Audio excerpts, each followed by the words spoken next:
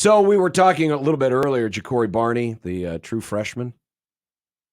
Michael was in here yesterday talking him up. He's on the, I was waiting for you. You didn't criticize him. I wasn't going to because he was nice enough to come in. And he brought us pizza. I mean, remember, folks, everybody should be on the watch list. You say that to his face, John. Say that to Michael's face. But he did put Ja'Cory Barney on the Jet Award watch list. Yeah, it seemed like some folks are really talking him into it. Seems like. But we were discussing this. I can't remember who it was with. But it was with Sip. There were two things Nebraska used to really be good at. Yeah. Running the ball and returning punts. Every year you could bank on it. Every year. But lately it's been, rather poopy.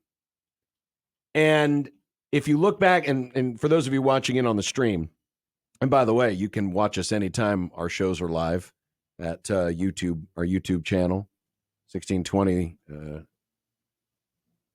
the ZoneTV.live. ZoneTV.live. And go to ZoneTV.live. Yeah. Many places.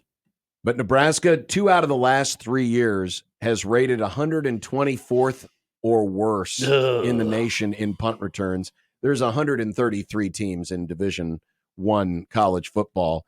Nebraska's basically averaged 3 yards per punt return in 2021 and 2023. And actually, folks, the 2022 number, which is the reason there's an asterisk next to it, Nebraska was actually 8th in the country in punt return average. Oh, so they were good. Bring back Bill Bush. Not really. Bring him back. Because 2 things. One, that was thrown off a bit because, remember, Malcolm Hartzog had that block punt for a touchdown against Indiana.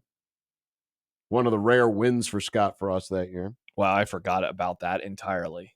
And that goes towards your punt returns. Also, Nebraska returned 5 punts all season. That is wild because that defense was 5 garbage. Punts all season. Defense was garbage in 2022. So really that ranking of 8th is very misleading. But I mean, look at these numbers. You go back to 2014 when we were talking yesterday with Michael about DPE, baby. DeMornay Pearsonell, and they were legit. They were 5th in the country. But since then, national rankings, and this is by average punt return, 42nd, 78th, 86th, 60th, 65th, 14th, 128, the asterisk year, 8th, and last year, 124th. Gross. Adam says special teams are such an important part of the game. It's been maddening that no coach after Solich took it seriously. So you mentioned the 2014 year. Mm-hmm. That was Bo. Bo grabbed a hold of the special teams. And, as critical as I was of the Bo Pelini era, what he did with that facet of the game that year, and then you get a incredible player like DPE, it helped Nebraska win football games. They would not have won the Iowa game without that performance that DPE was able to do. They came back later that year versus Michigan State because of DeMornay Pearsonell. Yeah. Otherwise, though, I mean, there were always the memes during the Mike Riley era about what was his name? He made $450,000 or $350,000 a year. What was his name? Yeah, what was that guy's name? The old. Geez. Oh, it's killing me. It's not Mark Banker because he was the defensive guy. Oh, it's killing Someone's me. going to post it on the YouTube. It's killing me. Yeah. Oh, Bruce Reed. Bruce Reed. Yeah, Bruce, he was a meme. And then, obviously, Frost didn't take it seriously to the point where, I mean, people are begging and begging and begging and begging him to hire a special teams coordinator. Yes. And last year, huge disappointment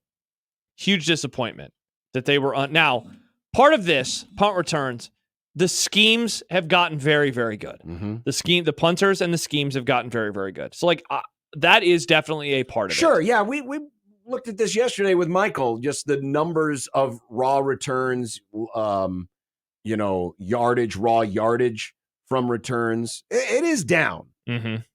But there's no excuse that Nebraska should be this bad at punt returns. There's no excuse. You've got to put the work in. And especially when you're a team like last year's that struggled to move the ball, man, special teams can work like a turnover. Yeah. Because it's all about field position. Flips the field. Turnovers are about field position, right? I mean, sure, it can help prevent a score, but with special teams, that's field position and the ability to score. Mm-hmm. And like you said, it's like a takeaway. It's like you're gaining field position, you're gaining points. And it changes everything. It's frustrating, and I hate to keep pulling old man rank, but seriously, you could count on it every year that Nebraska would have good punt returns and they'd be disciplined. There'd be no penalties. They'd flip the field. They'd sometimes break a big play. There are two things that I think can break the will of a team. You break a big run and you break a big kick return. And Nebraska's had the inability of doing both those things for what seems like forever. Severe is listening right now. Too bad we never see a team anywhere around here that has horrible offense and plays great special teams and wins games like Iowa.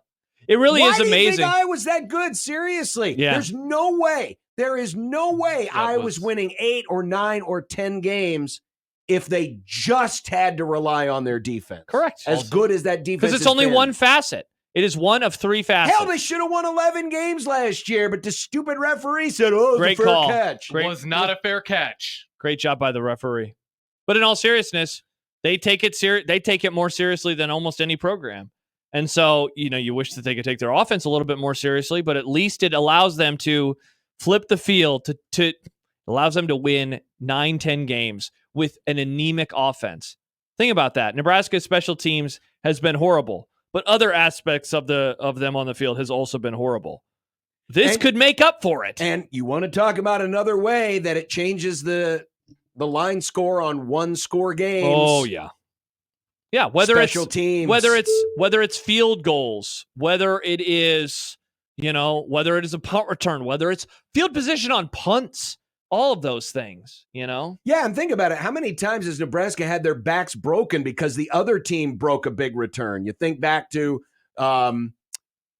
Quintez Cephas returning kickoffs for Wisconsin against Nebraska. Yeah. Or obviously the Michigan State. Well, yeah, I was going to say, Adam just texted in. He says the punt to the wrong side of the field against Michigan State that resulted in a touchdown and losing the game under Frost is a microcosm of the last 20 years. On top of that, what about the same season, the punt block versus Iowa? Nebraska's up by multiple scores. Iowa blocks the punt. Flipped the game. I mean, completely changed everything. You literally felt the energy in the stadium get sucked out. Yeah. With that block punt. Changed everything in that exact moment. And the game was never the same. We all knew that they were going to lose because of how they handled it. So whether it's Ja'Cory Barney, whoever it is, I don't care. I want to see good punt returns. That'd be nice. I want to see good punt returns and good punt coverage, but I want to see good punt returns. But it's not sexy. Yeah. It would be nice to have a punt return. It would be nice. Makes such a difference. Like, it's wild, man. Santino Panico got vilified around here, and meanwhile, multiple times over the last decade and a half, they're doing what Santino Panico did. Sad. Justice for Santino. Justice for Santino. I gotta agree. Justice for Santino.